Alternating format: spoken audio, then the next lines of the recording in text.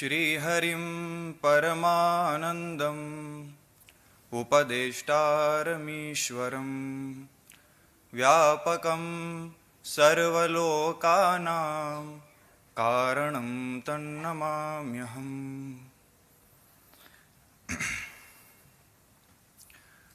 भाव दृष्टि से यदि हम देखें तो भगवान श्री हरि का एक अवतार है उत्सव अवतार, और सांदीपनि विद्या निकेतन में भगवान श्री हरि उत्सवों के रूप में अवतरित होते हैं। जैसे हमारे यहाँ है नावरात्रम गुरोः पूर्णिमा श्रावणी भ्रातृवर्यस्य कृष्णादि जन्मोत्सवः होलिका दीपमाला सुपाटोत्सवो मन्यते यत्र सांदीपनिर्दिव्यति मन्यते यत्र सांदीपनिर्दिव्यति। तो उसी उत्सव के अंतर्गत श्री शारदीय नवरात्र अनुष्ठान में भगवान श्री हरि के श्री चरणों में हमारा सभी का प्रेम प्रणाम। नवरात्र के इस मध्यस्थ दिवस में, इस पंचम दिन में हमारे मध्यस्थ विराजमान हमारे सभी के हृदय केंद्र मध्यस्थवर्ती मधुर मूर्ति परम पूज्य श्री सद्गुरु भगवान के श्री चरणों में हमारा सभी का सदैन्य भाव से प्रणाम हो। पूछेऊ रघुपति कथा प्रसंगा सकल लोक जग पावनी गंगा। कथा गंगा यहां से प्रवाहित हो रही है और हमारे ही गौरव स्वरूप, हमारे ही ऋषि कुमार कथाकार परम पूज्य श्री श्याम भाई गुरु जी के श्री चरणों में मेरा प्रणाम। तथापि पठपुत्र व्याकरणम स्वजन स्वजनो माभूत शकलम शकलम सकृत इत्यादि न भवेत तदर्थमेव व्याकरणम पठ।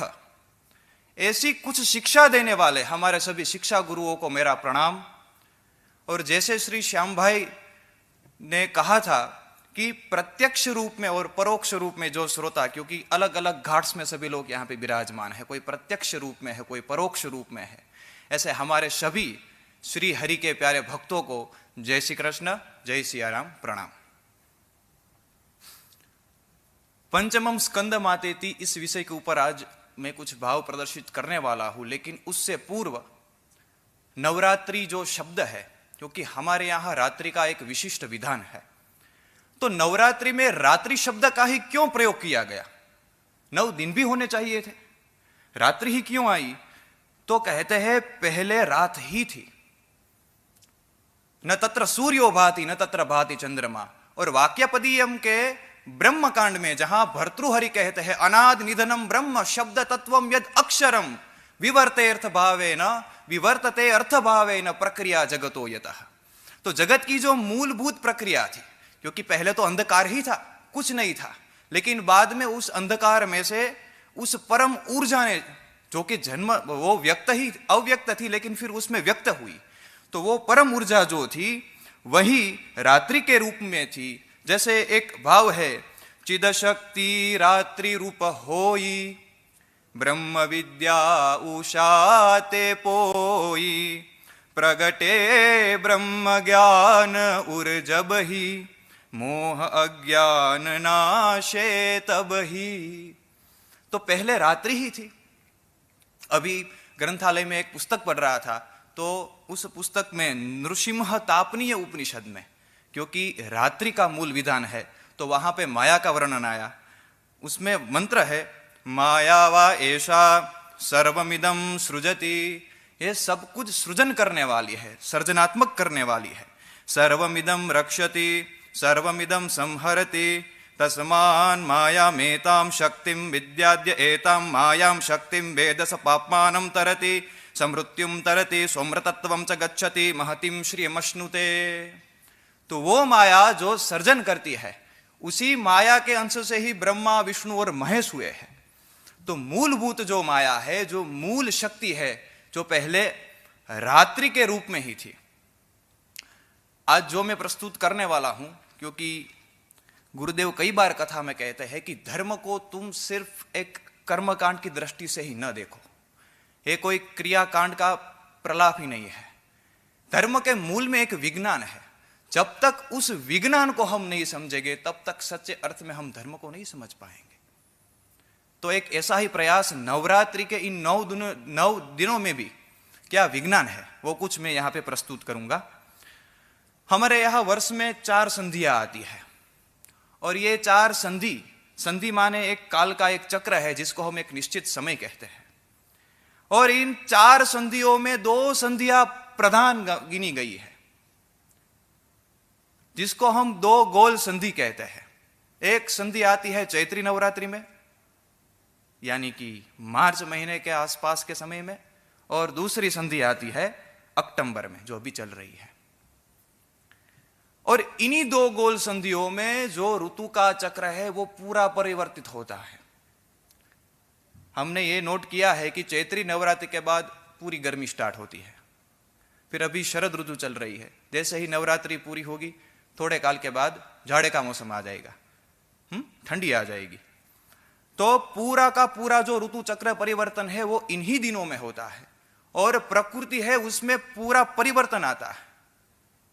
और हमारा यह देह भी, क्योंकि प्रकृति का ही हमारा यह शरीर है, पृथ्वी अप तेज वायु आकाश इति पंच महाभूतानि तानि पंच महाभूतानि अस्माकम एव शरीरे विद्यमानानि क्षिति जल पावक गगन समीरा पंच रचित अति अधम शरीरा। तो इस प्रकृति में शरीर में भी परिवर्तन आने लगते हैं। इसलिए हमारे ऋषि मुनि बहुत ही बड़े मनीषी थे, वैज्ञानिक थे। उन्होंने कहा कि नवरात्रि के दिनों में आप उपवास करें, आप व्रत करें, आप संयमित आहार लें, जिसके कारण जो परिवर्तन आ रहा है वो आपके शरीर पर जो परिवर्तन आने वाला है उसके कारण आपका शरीर एक प्रकार से संरक्षित हो जाए। तो अभी वो चल रहा है, इसलिए हम नवरात्रि में व्रत करते हैं, हम नवरात्रि में उपवास करते हैं, हम नवरात्रि में मेडिटेशन करते हैं, ध्यान करते हैं, इत्यादि करते हैं। तो उसके पीछे का कारण ये है। और रात्रि में ही उत्सव आते हैं, जैसे हमारे यहाँ शिवरात्रि है, महाशिवरात्रि, तो हम भगवान शिव की पूजा अर्चना रात्रि के समय करते हैं।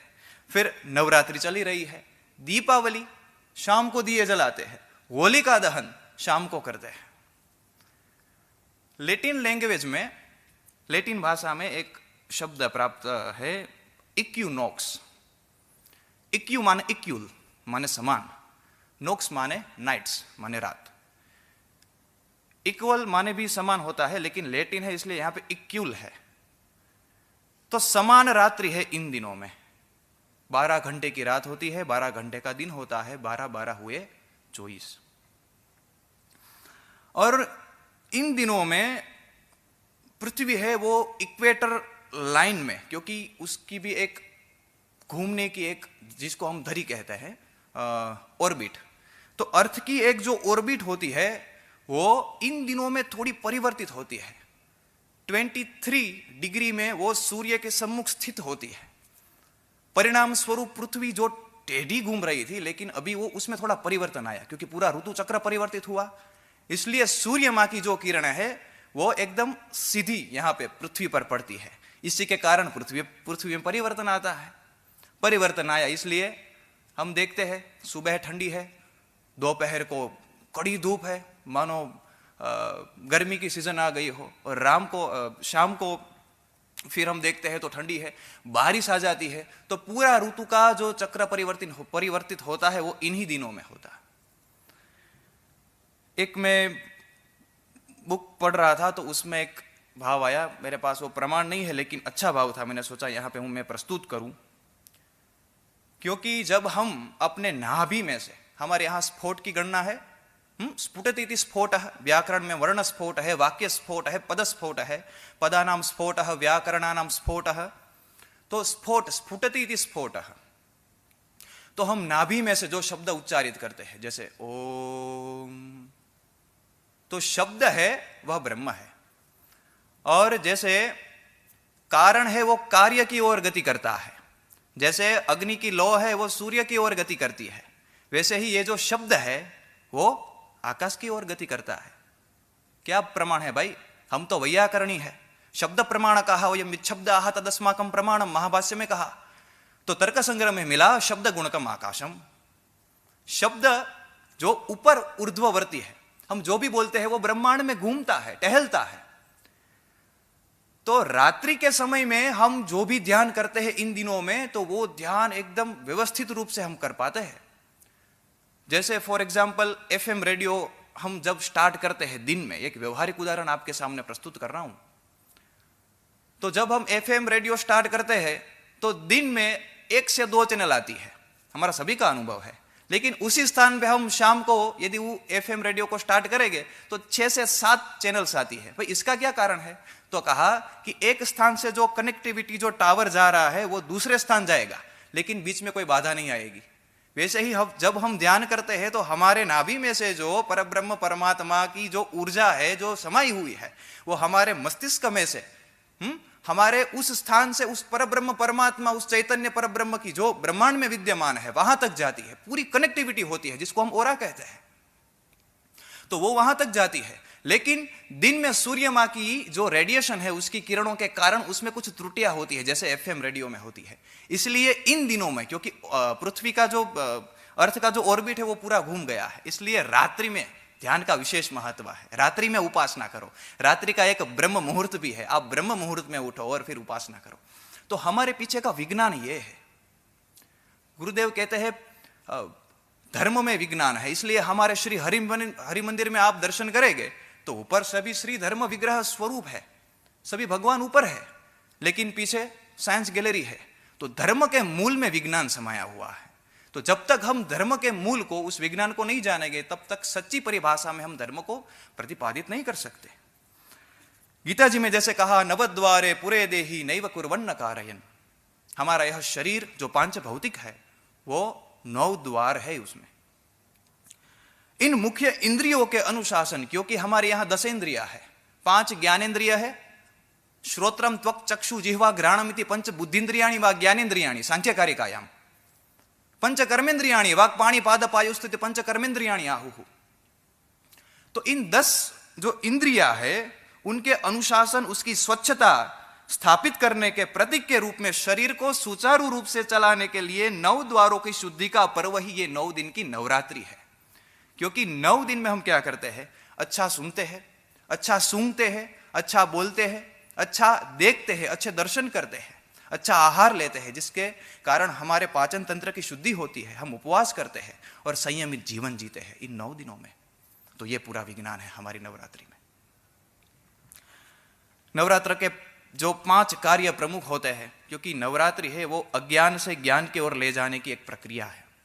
जैसे हम कलश स्थापन करते हैं, गुरुदेव प्रातः काल में कन्या का पूजन भी करते हैं, इत्यादि जो कार्य है, तो कलश स्थापन में भी एक विज्ञान है। जैसे पराम्बा भगवती इस समय हमारी बुद्धि में ज्ञान कलश की स्थापना करती है, और उन ज्ञान कलश से क्लेश को मिटाने की पद्धति ही कलश स्थापन है। दूसरा विधान दीप प्रागट्य हम करते हैं। तो दीप प्रागट्य आत्मा की ज्योति को प्रकट करना और ज्ञान के घृत से आत्म ज्योति को जलाना ही सच्चे अर्थ में दीप प्रागट्य करने की विधि है। और फिर इन दिनों में हम व्रत करते हैं। क्यों व्रत करते हैं? क्योंकि इन दिनों में जीवन में हम दृढ़ संकल्प ले, वो सब इन्हीं दिनों में ले तो वो पूरे साल तक चल सकता है। फिर हम नियम लेते हैं, विशेष नियम इत्यादि, कि हम इस स्तोत्र का पाठ करेंगे, ये अनुष्ठान करेंगे, रोज ये पाठ करेंगे, ये सब। और फिर 5वां कन्या पूजन करते हैं। देखो, सिर्फ 9 दिनों में ही कन्या का पूजन है ऐसा नहीं है। हमारे यहाँ हर एक मातृशक्ति में, हमारे यहाँ हर एक नारी विशेष में इन 9 दुर्गा का हमें दर्शन प्रतिदिन हो रहा है और हम देखते भी हैं। जैसे मेरा एक छोटा भाव रखता हूं यहाँ पे, जैसे प्रथमम शैलपुत्री, तो जन्म ग्रहण करती हुई कन्या ही शैलपुत्री है। अल्पकाल में गृह कार्य में लग जाती है और घर के सब कार्य को बढ़ाने वाली ही कन्या ही ब्रह्मचारिणी है। विवाह से पूर्व चंद्रमा की तरह कलायुक्त निर्मल मन वाली कन्या ही चंद्र घंटा है, तीसरी। चौथी, मां का जो स्वरूप है, चौथा स्वरूप, नए जीवन को जन्म देने वाली और गर्भ धारण करने वाली मां ही कुष्मांडा है।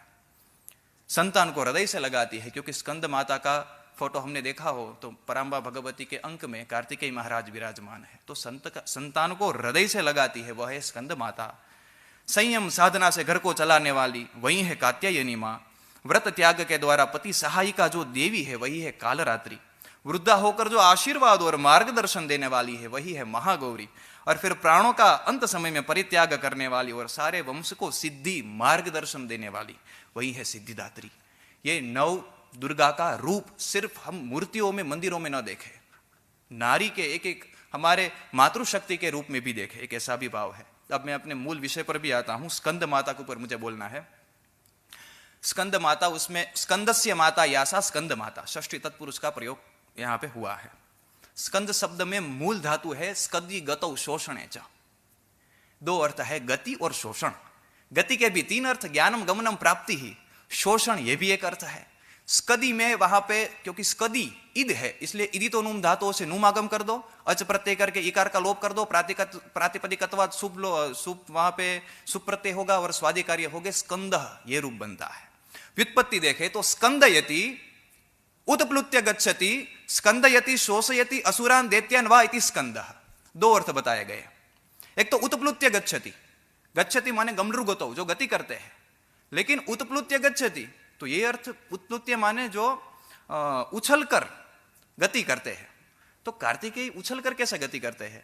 तो उसके पीछे मैंने एक थोड़ा सा चिंतन किया, क्योंकि कार्तिक स्वामी है वो ज्यादातर सेनानी है, सेनानी नाम हम स्कंद भगवान ने कहा। तो कार्तिकेय महाराज का वाहन है मोर। अब हमने गांव में कई बार देखा है कि एक पेड़ से दूसरे पेड़ में जब मोर जाता है, क्योंकि मोर का शरीर बहुत भारी है, मयूर का शरीर बहुत भारी होता है, तो वो एक पेड़ से दूसरे पेड़ जाएगा तो वो सीधा गति नहीं करेगा, क्रॉस में गति होगी, फिर वहां से ऊपर की ओर गति होगी। जो दूसरे पंखे होते हैं ऐसी गति नहीं होती है। तो जब कार्तिकेय महाराज युद्ध में जाते हैं अपने वाहन मयूर के साथ, मोर के साथ, तो उसकी भी ऐसी गति है, इसलिए उत्प्लुत्य गच्छति। और फिर शोषयति असुरान व दैत्यान, दैत्यों का और असुरों का शोषण करते हैं, इसलिए वो स्कंद के रूप में है। तो ये इसकी व्युत्पत्ति है। फिर आगे अमर सिंह प्रणीत अमर कोश में स्कंद महाराज के, कार्तिकेय महाराज के अनेक विध नाम है, जैसे कार्तिकेयो महाशेन शरजन्मा षडानन, पार्वती नंदन स्कंद सेनानी रग्नि भूर्गुह, कुमार संभवम, कवि कुलगुरु कालिदास प्रणीत, जो सप्तदश सर्ग में उद्धृत है। और फिर तारकासुर के जन्म की उत्पत्ति इत्यादि की कथा वहां पे है कुमार संभव में। स्कंद पुराण में स्कंद शब्द की एक व्युत्पत्ति आई, शरणम विनाशः शिवः संहारक देवः। यहां पे शरणम विनाशः, क्योंकि विनाश लय लोप के देवता है शिव जी, और उस शिव जी की एक शक्ति ही कार्तिकेय के रूप में है, इसीलिए विनाश के लय के देवता शिव है और उसी की शक्ति के रूप में कार्तिकेय महाराज, ये स्कंद पुराण में मिला। फिर स्कंद माता ही यह प्रकृति है। हम जो भी देख रहे हैं, पेड़ पौधे, नदी, पर्वत, समुद्र, जो भी देख रहे हैं वो सब प्रकृति है। तो स्कंद माता भी प्रकृति ही है और प्रकृति के ही हम संतान है। जैसे स्कंद माता के अंक में कार्तिकेय महाराज समाविष्ट है, उसी तरह हम सभी भी उसी स्कंद माता जो प्रकृति रूप है, ऐसे ही हम उसके अंक में विराजमान है। लेकिन जब प्रकृति देवी की अवहेलना हम करते हैं, थोड़े से विकृत बन जाते हैं, तब यही प्रकृति देवी महामारी स्वरूपया, महामारी का स्वरूप धारण कर लेती है और परिणाम स्वरूप में जो हम देख रहे हैं। तो प्रकृति देवी, क्योंकि हमारे यहां अथर्व वेद के पृथ्वी सूक्तम में, भूमि सूक्तम में कहा माता भूमि ही पुत्रो हम पृथिव्याः, ये भूमि मेरी माता है और मैं इसकी संतान हूं, पुत्र हूं। स्कंद में भी, श्रुतियों में भी कहा जय स्कंद श्रुति सम्मत माता, वंदो पद पंकज जल जाता। और रामचरित मानस में भी जहां स्कंद भगवान का वर्णन आता है, क्योंकि जब सती योगाग्नि में जल गए और फिर बाद में शिवजी समाधिस्थ हो गए हैं, और फिर तारकासुर का जन्म होता है, तारकासुर होता है, वो तप करता है, ब्रह्मा जी से वर मांगता है और ब्रह्मा जी का वही वर मांगता है कि मैं ना मरूं, लेकिन ब्रह्मा जी कहते हैं यस्य जननम तस्य मरणम, जो जन्म लेता है वो तो मरता है, इसलिए और कुछ वरदान मांगो। तो फिर तारकासुर ने कहा कि एक ऐसे ही युक्ति निकालू, तो युक्ति निकाली कि शिव पुत्र से मेरी मृत्यु हो जाए, क्योंकि उसको पता था महादेव की समाधि तो बहुत लंबी चलती है, ये टेस्ट के खिलाड़ी है, बहुत लंबी समाधि है इनकी। अब जब इंद्र आदि को पता चला कि अब तारकासुर ने वर प्राप्त कर लिया है और वो अधर्म का प्रतीक है, अधर्म फैला रहा है, कामदेव को बुलाया, और जैसे ही कामदेव को बुलाया, इंद्र आदि देवताओं ने उसका आवाहन किया, कामदेव सम्मुख हुए और कहा कि आज्ञा कीजिए। तो फिर आज्ञा दी कि आप जाइए और शिव जी जो समाधिस्थ है उसको आप जगाइए। तो कहा कि शिव जी को समाधि में से उठाना यानी मृत्यु को सम्मुख करना। लेकिन वेदों में ऐसा कहा गया है कि परमार्थ के लिए यदि अपने प्राणों की आहुति देनी पड़े तो वो भी एक परमार्थ का ही काम है। और फिर तो मानस में भी वर्णन है कि सारी सृष्टि काममय हो गई, जो यज्ञ इत्यादि कर रहे थे वो सब भी काममय हो गए, और जो श्री हरि की आराधना कर रहे थे, मानस में स्पष्ट रूप से ये सब वर्णन है। और कामदेव जैसे ही अपने वसंत इत्यादि गणों के साथ कैलाश की ओर चला, और जैसे ही भगवान महादेव को, रुद्र को देखा, रुद्र ही देखी मदन भय माना, वह कामदेव, वह अनंग एकदम भयभीत हो गया है। उसका क्या कारण है? क्या शिवजी खड़े थे त्रिशूल लेकर? क्या वह पिनाक पाणी ने हाथ में पिनाक धनुष ले रखा है? क्या तीसरा नेत्र अग्नि नेत्र है वो खुल गया है? अरे नहीं, दुराधर्ष दुर्गम भगवाना दैत्य आदि भी दर्शयितुम न शक्यता इति दुराधर्षः। क्योंकि भगवान दुराधर्ष है, जिसका कोई दमन नहीं कर सकता। और बाद की जो कथा है वो तो हमें मालूम है कि भगवान शिव जी के तीसरे नेत्र से कामदेव का भस्म हो जाना, और फिर कार्तिकेय महाराज का पार्वती का मिलन हुआ, और फिर विवाह हुआ। और तब लिखा है, तब जनमेऊ षड बदन कुमारा, तारकु असुर समर जेहि मारा, आगम निगम प्रसिद्ध पुराना, शनमुख जनमु सकल जग जाना। गुरुदेव कहते हैं शिव जी विश्वास का प्रतीक है, और जब सज्जनों का विश्वास निष्क्रिय हो जाता है तब तारकासुर जैसे दैत्य उत्पन्न होते हैं। इसलिए सज्जन को चाहिए कि वो अपने विश्वास को सक्रिय रखे, क्योंकि उन्हीं विश्वास और श्रद्धा से कार्तिकेय स्कंद जैसी शक्तियों का निर्माण होता है, और फिर वो सारी शक्तियां ऐसे असुरों का संहार करती है, क्योंकि परोक्ष प्रिय इव ही देवाहा। और फिर अंत में मां स्कंद माता का एक स्वरूप है पद्य में, अक्षमाला परशु कर धारी, वज्र बाण गदा पद्मसारी, घंटा शंख चक्र कर सोहे, अभयदान सबके मन मोहे। माता जी का ये स्वरूप है।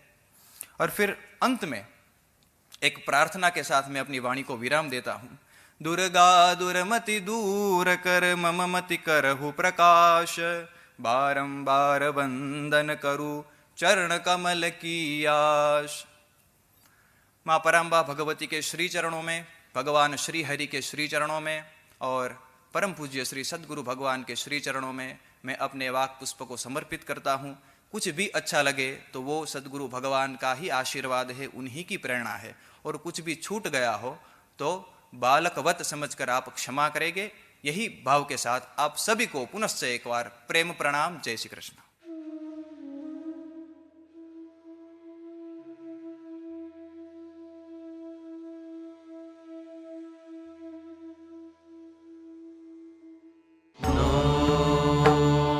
तन